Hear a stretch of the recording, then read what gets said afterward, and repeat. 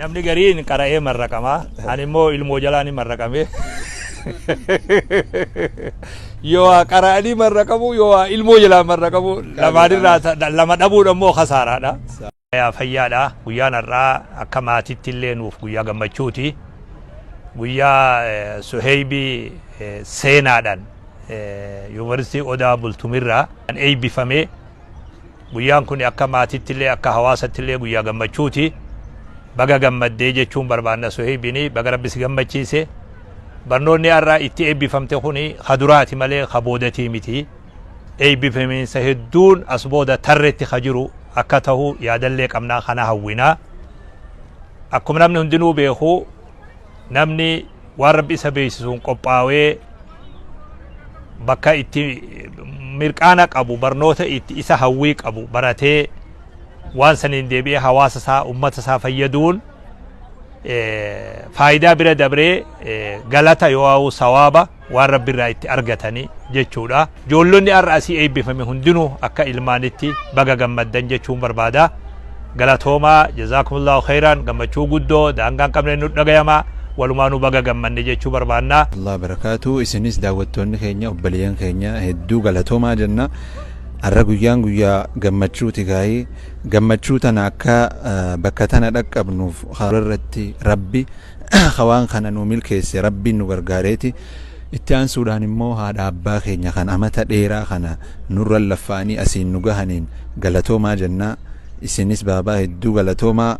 Har'a hunoogaa laffaatii amata 16 barateen namni huccuu tana kaayata. Akkasii huccuun kabajaatuun isiniin malee namni biroo hamaltuun hin jiru waan ta'eef narraa qabaan jechuu barbaada. Mazhaba birooti ka. Indalagu mazhabnu. Indalagu jiru.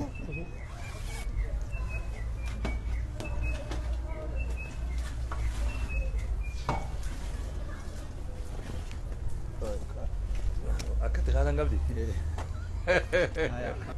Bigaa oduun qara'ii eebbifamne akka taatu laalladhu ati.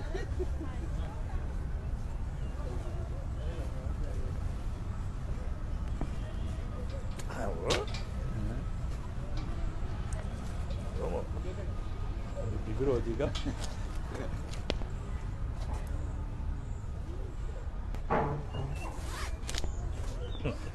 Oh, kalau tu eebbifamne isin akka taatanii sittuu beeka. Kana baaftu sumaan qabu.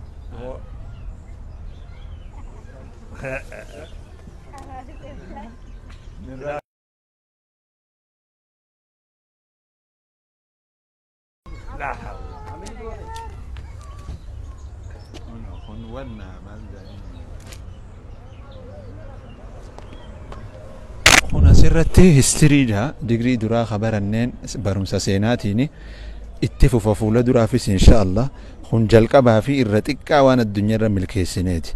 Yoo Rabbi umrii nuu kennee fuula duraafis kan ummata islaamaa mataa ol qabachiisnu isinis mataa ol qabachiisnu taha waggaa dheeraa kana nun laffaatanii asiin nu ga'uu keessaniif hedduu galatoomaa.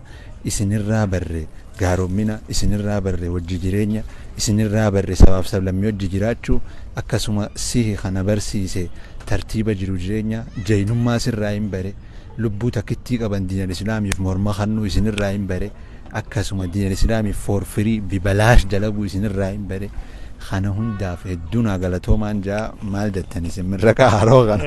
Mirraqaa har'aa ani namni gariin qara'ee marraqama ani immoo ilmoo jalaani marraqame.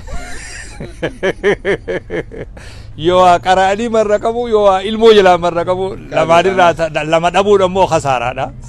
Kanaafuu inshaallah baga gammadde jechuun barbaada Suheybii haalli inni barattoota wajji itti jiraataa ture haalli inni barsiisota wajji itti jiraataa ture hawaasa naannawa ciroo wajjin itti jiraataa ture waan inni barate ol santu irra na gammachiise hawaasa dhufe keessatti ashaaraa qabaatu namaa wajji wal ta'ee jiraatu kuni barnoota har'a inni ittiin eebbifamerra daran haala saniitu irra na gammachiise ganallee fuula durallee hariiroo namni hawaasatti gabba'uu deema hawaasa wajji jiraatu deema hawaasa tajaajiluu deema wanni har'a sinqeeffame kun har'allee wajji itti fufee baga gammaddee jechuu barbaada baga guyyaa kanaan si ga'ee nutilleen baga gammannee guyyaa kana agarree asbood illee ijoollota hedduu jiru warra dhaqqabee eebbisee hawaasaaf kennu nuti ijoolleen teenya numa guddifne malee ijoollee hawaasaati gaafuma xiqqoorraa kaaftee ilmaan hawaasaati waan dandeenye goonee waan barsiisuu dandeenyu barsiifnee achi booda ilmoo hawaasaati jechuudha oguma guddifnullee ilmoo hawaasaa guddifne ilmoo